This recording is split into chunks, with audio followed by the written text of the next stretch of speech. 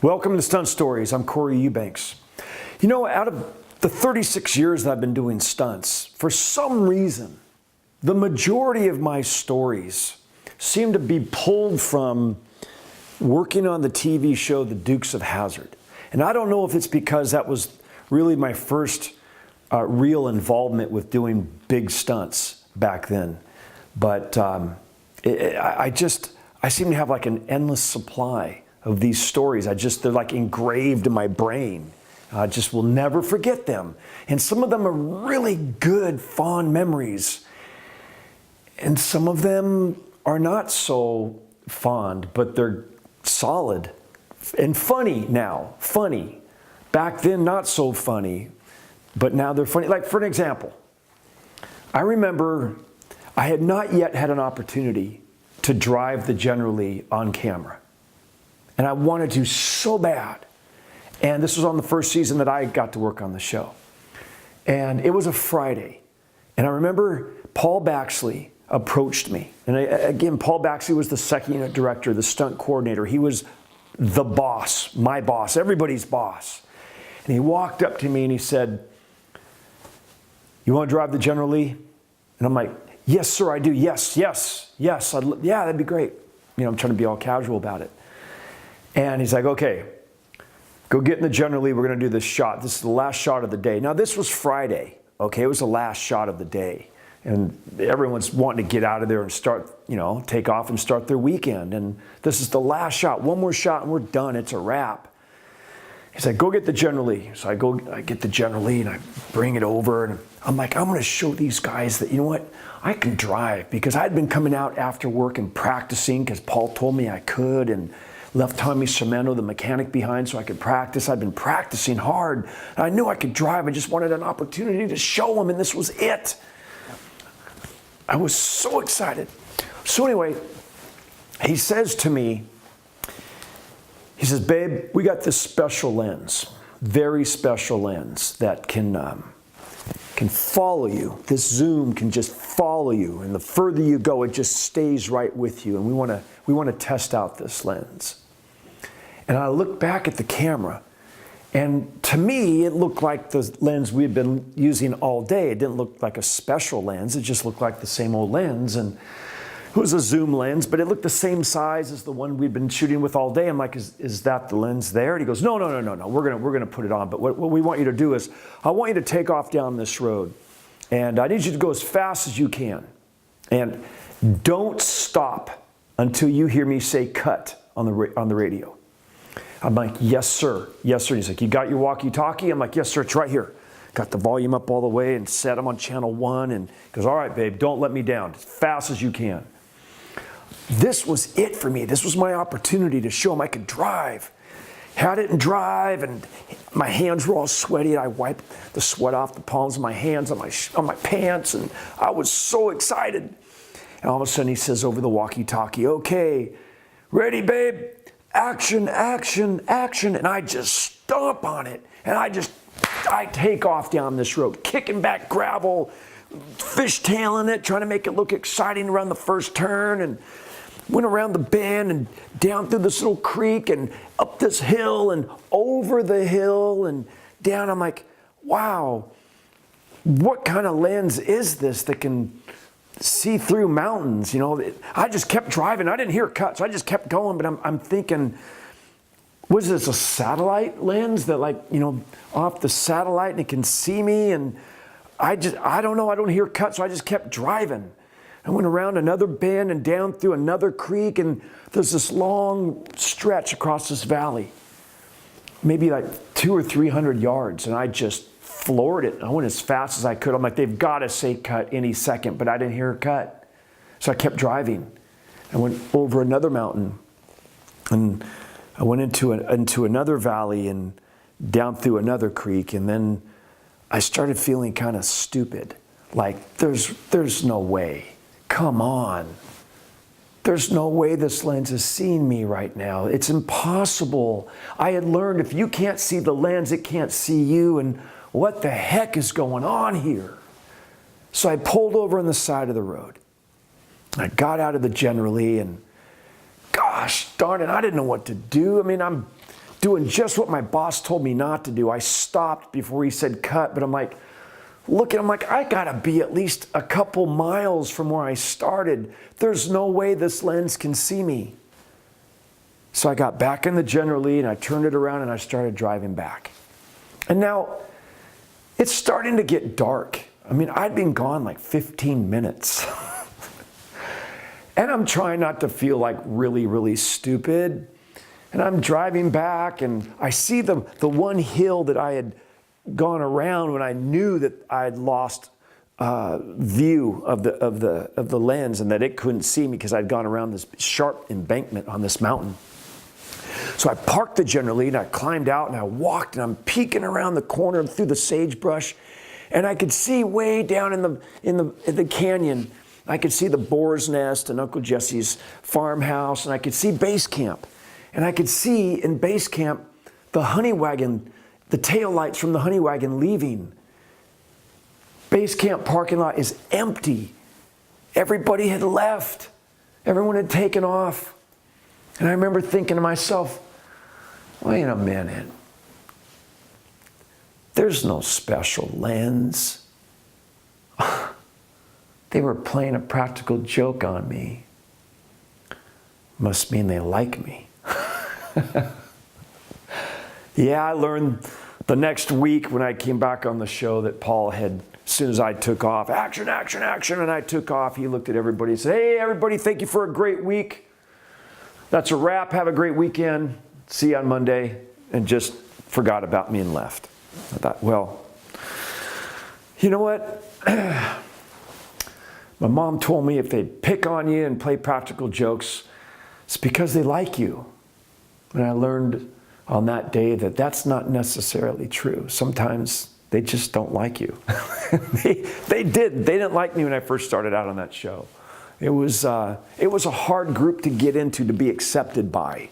And wow, sometimes I look back at some of the things they did to me and I go, it's pretty brutal.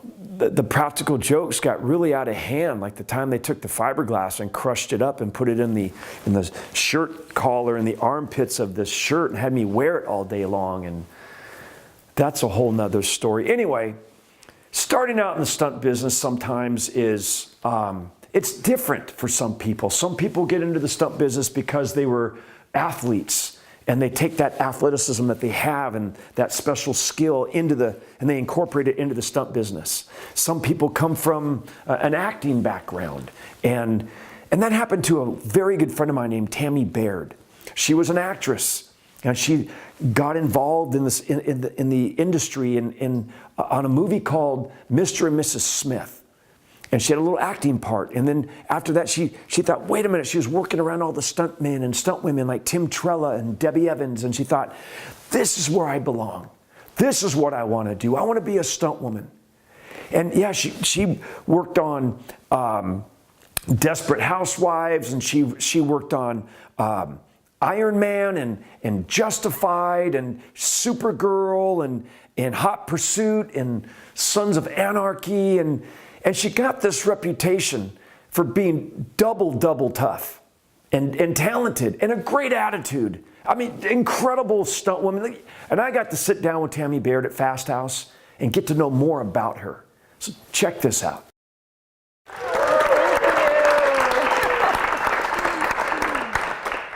Thank you so much for agreeing to be on Stunt Stories. Oh my gosh, thank you for having me. You know this is a risky thing. I know. Now, you just came from set. You were working today, were you not? Yes, I was. I was working for Ben Scott on this amazing show called Teachers. It's on TV Land. And I doubled this amazing actress named Katie Colton on it. And so we had a lot of fun today. What did you guys have to do? Can you tell? Can you say or no? I can, yes. Today, I was wearing like next to nothing, like a doily, and a big IKEA cabinet fell on top of me. Are you okay? Did you get a bruise? I did not. No? Yeah. Hey, tell us, how did you wander or pursue, or how did you stumble? I don't want to say fall. How did you fall into the stunt business? The pun, yeah. So how did you fall into the stunt business? Well, actually, it was on Mr. and Mrs. Smith, and that's actually where I met you for the very first time.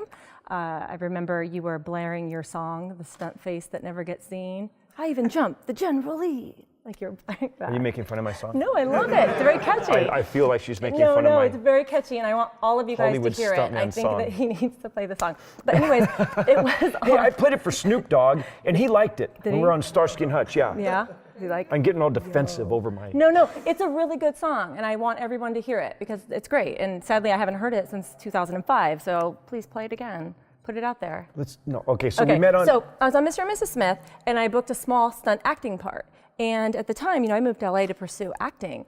And then I booked this small stunt acting part, and it was super hard. I had to kind of flirt with Brad Pitt's character and give him a little like, hey, I see you, but I got to kill you. And then Angelina Jolie's character sees that, shoots me, and then Brad has to shoot Hank Amos, my stunt partner, and we die. And it was when the squibs went off. I call it my Tennessee Williams cat on hot tin roof moment, like minus the booze. Everything just clicked. And I was like, this is what you're supposed to do, Tammy. And I remember I was like super excited. I told the stunt coordinator, Tim Trella, I'm like, I want to be a stunt woman. He's like, no, save your body, pursue acting. I'm like, no, I heard the click. And so anyways, I didn't listen to him, and I stayed pursuing stunts, and I spent the next couple years trying to meet everybody I possibly could and develop my skills. And 2 years later, I started working a little bit more fluidly.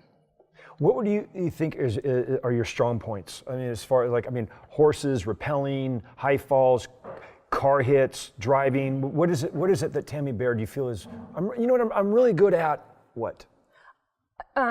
Being tough, taking hard hits. Like, I'm not a wussy, which is crazy because most people, when they meet me, they're like, oh, she's all dainty, because I'm always in a dress, I'm always in heels. However, when I'm on set, I'm always, whether it be working for Ben Scott on Good Girls Revolt, falling down marble stairs, or getting hit by numerous cars, or just getting thrown to the ground, I take really hard hits, and I think that's what I'm known for. Well, did you have any experience with gymnastics, or? I tried to. Dancing, what did you do? I did a little of everything, and then I'd always ask my mom, please come watch me, and she was kind of into her own thing. And finally, like gymnastics, I'm like, Mom, please just come watch one of my meets. She watches, she sees it, she's like, oh, it's too dangerous, you have to quit. So I was like, what? Oh my gosh, and she did it with everything, and she hates when I tell this story, but she did it with gymnastics, she did it with softball, anything I ever wanted to, motocross, everything. So my brother and I would lie to my mom, so I'm a master of lying to my mother, because we would be out riding. My brother, Angelo, he got to ride dirt bikes, so when my mom would be like, oh, Tammy, I'm gonna go for a while, watch your brother. So as soon as she left, Angelo, my brother, would come over and be like, you wanna ride? And I'd be like, yes. And so of course his helmet didn't fit me or anything, so I was just out there riding, and my mom would come back and I'd have like scratched up legs and arms. She's like, what happened? I'm like, well, I was trying to run and I tripped over my foot. She's like, see, Tammy, you're just too clumsy to do anything. So that's kind of how that happened, yeah. So this acting thing could have been huge for you. The ceiling for actors and actresses is a lot higher. I say the ceiling, financial ceiling. You're in an occupation, 30 years from now, or however, 20 years from now, when you show up, whatever your resume may be, how much, you're still coming in at scale. Right. Which is really kind of weird, because there's so many of us, here in this room, that when you show up and you've got 25, 30, 40 years of experience in this industry, and you're still showing up with the person next to you who just, oh, this is my third show and I'm so excited. Really? Huh. We're getting paid the same amount of money. Yeah. Do you think that maybe someday you might want to gravitate back into that? Reason I ask is this. I'm going to tell you what you already know. Okay. If I had a choice of being a stuntman or a stuntwoman, I would never want to be a stuntwoman, because I'm telling you what you already know, but I see it, we see it. You're usually wearing what you're wearing right now. Correct. When you're going to go crashing down the stairs, or you're going to be being hit by the car, or thrown over the table onto the nice soft cement. Mm-hmm. Where do you hide pads with what you're wearing? Yeah, hardly any pads at all. So the guy is being thrown over, he's in a tuxedo, and we've gone to wardrobe and said, hey, can I have a little bit bigger, I got to get some hip pads in here and some elbow pads and a gaiter back, and we're all padded up, and you're in a skirt and high heels. I know. The chances, so having said that, the chances of you being injured, I think, are greatly increased over a stuntman because of the wardrobe. Yes. and a beautiful girl like yourself, I mean, do you ever think about, hey, you know what, maybe I'll ride this stunt thing for a while and then step over and do the acting, or are you just dead set, this is what you want to do? I absolutely love stunting, and I want to do it for as long as I can do it. I love acting as well, but ultimately I want to produce. Like ultimately, I want to produce. So you're like a smarty pants, you're like really smart. I want to produce and then hire all my friends and make sure I'll hire, I want to have a say. What's it like working for Ben Scott? Super awesome. Oh my gosh. He's given me some of the funnest stunts, like Justified. I got to be lifted up. Stuntman Joe Sabato Jr. lifted me up over his head. Wait a minute. Wait a minute. Tell the story. Go ahead. Go ahead. Really, I wasn't going to tell it. No, go there. So Ben calls me to come down one day, and he says, so I need to see if Corey can lift you up over his head. And so I'm like, oh, cool, awesome. I'm going to work with Corey. It'll be great. I've worked with him since he was in a wedding dress. So I go there, and Corey was supposed to lift me up over his head, me, but you were not successful. I wasn't strong enough. No. It's not that I didn't know how. I was trying so hard too, and Ben was making comments behind. I could hear him making comments. I thought you went to the gym. Exactly. And things like that. And then I feel bad. I'm like, did I eat? How much did I eat today? No, it's not me. It's not me. It's definitely Corey. How tall are you? 5'8". 5'8". Yes. Okay. Flat-footed. I need to say no more. Okay. Yeah. It was hard for me. I tried really hard because I wanted to slam me up against the ceiling of the motorhome. Yeah, it was in a motorhome, and Joe Sabato ended up doing it, and he had to. Oh, because he's strong. He's yeah. Good for Joe. Well, no, he might be a good backup for you one day if you want to, you get double booked or something. I don't know. But anyways, so he had to throw me up over his head, and the roof, the clearance wasn't that much, and then slam me down on a table and kill me. And if you guys haven't seen the Justified finale, go see it because it's a good stunt. What do you think is the one stunt that you have not done yet? So how long has your career been now? I did my first stunt job in 2005, and then it took me a couple years to start working consistently. Like 2007 is when I started working. But I didn't consider myself like a full-on stunt woman until 2009 when I took my first car hit. Like I had I'm doing stunts, I'm a stunt woman, I'm trying to be a stunt woman, but it wasn't until 2009 that I was like, no, I'm a stunt woman. When you do a car hit, you're hit, people don't know what that is. Everybody here in this room, we all know what it is, but the people on Facebook or other people who are not in the stunt profession, a car hit and you're being hit by the car, that's a stunt. Mm-hmm. That's a stunt that that really requires your timing and your athleticism and being tough. Yes. I mean, because the car legitimately hits you, like that's happening. And the first one I did was for NCIS Los Angeles, and I was doubling actress Daniela Rua, and Wait, for Tugger? Yeah. For Troy Brown? Yeah. What a awesome. great guy. Oh my God, he's the nicest. He's never gotten mad. I don't think anybody's ever seen him get mad. He's so nice, it's almost suspicious. Yeah. Don't you think? It could be and sometimes was it good? Was it good? And he's like, yeah, but it's the same as like when something's awesome, like, was it good? Yeah. I'm like, no, I need more than that. Yeah. No, he's amazing. So that one, Jeff Dashnault was driving the car. Oh, great guy. And, amazing. And which was awesome that he was the first to hit me because his wife, Tracy Dashnault, I probably have done maybe 10 to 20 near misses with her. And so I was like, I kind of wish she could have hit me, but she's like my near miss woman driver. And then he was my first to hit me with a car. But we were wearing skin tight pants, flats for that one, and a tight fitted shirt. So Can't hide a lot of pads in no, that wardrobe. Little kids, hard knees and shins and a gaiter and thigh on whatever side gets hit by the car. That's pretty much it. Wow. Oh, and on my elbows, whatever elbows couldn't go to that windshield, I always put like quarters and stuff on it, because if I don't get to break that windshield, yeah, that's a good trick. Pissed. That's a good trick. Pissed off, yeah. You ever put moleskin on your hands? Yes, for the cement, so sure. Yes. Good, layer that up, 2 or 3 layers of moleskin, go to the old wardrobe department. How you guys doing? How are you? Good to see you. Just came to see how you guys are. Hey, by chance, you have any moleskin? They're like, yeah, here. That's what I do. Is that I how try you- to pretend like I'm friends with them 1st, and then I ask for a But then you favor. ask for it. Yeah, okay. Yeah. I do keep that in my stunt bag. I do. That's part of my gear. Do you have a stunt that you hope in your career that you want to do someday? I hope I get to do what? Cannon roll. I've always wanted to do a cannon roll. A cannon roll in a car. In a car, yes. And I've seen, so I was there when, what was the show called? In Plain Sight, and Riley Harper did his first one, and it was amazing. I'm like, I want to do that. Like, I want to do that. But Terry Leonard once said, if you have to ask, you're not ready to do it. So I'm just throwing it out in the universe. Like, God, I don't want to ask, but I really want to do that. If you have to ask.